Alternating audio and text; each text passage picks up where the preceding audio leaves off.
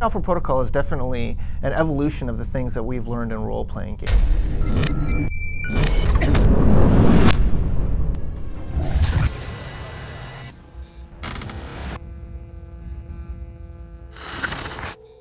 An RPG is a role-playing game, and as you go through the game, you basically discover either more about yourself or more about the story that's actually occurring. Moving into the late 90s, there was a resurgence in role-playing games that we were lucky enough to be part of, with games like Fallout and Baldur's Gate and Planescape Torment, where the genre really advanced. It became much more story-based. We have quite a pedigree in working on games like Star Wars Knights of the Old Republic 2, Neverwinter Nights 2. And then we were able to branch out to doing sort of more experimental RPGs, which we're doing with Alpha Protocol, which is our first real-world RPG, which I'm incredibly excited about.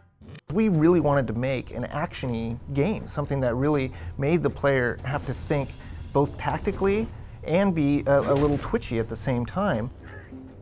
When it comes to Alpha Protocol being the forefront of modern RPGs, I definitely think we have some things going for us. You have player character growth, RPG systems and stats, combat. We have a lot more action elements in a kind of a real-time setting. Story that branches with dialogues. Our combat mechanics are excellent. Tons of items and equipment.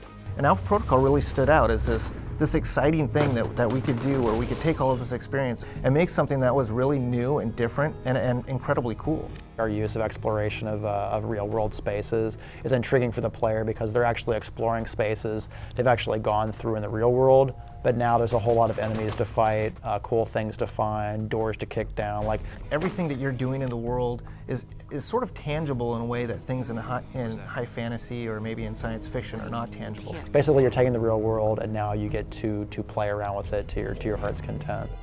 All of the owners and a lot of the senior level people at the company have role-playing experience that dates back to pen and paper. And in a pen and paper game, you can kind of do anything you want.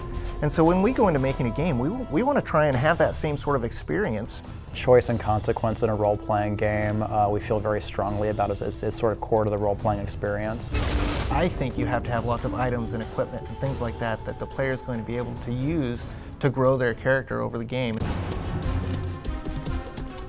Everybody talks about story in games and that story is the most important thing, but I think we really hit it. The more we allow a player to customize and sort of choose the skills and abilities they want and then see the repercussions of those choices in the actual game environment is very, very important. Like if you choose to let an arms dealer go within the game, if we let him go, he could lead us to the people he sold the missiles to. That actually has game mechanic repercussions on missions that are tied to that hub. So if you let the arms dealer go, for example, that actually means terrorists you meet later on, they're more well armed, they're better supplied. In the end, I think what's the most important thing is choice.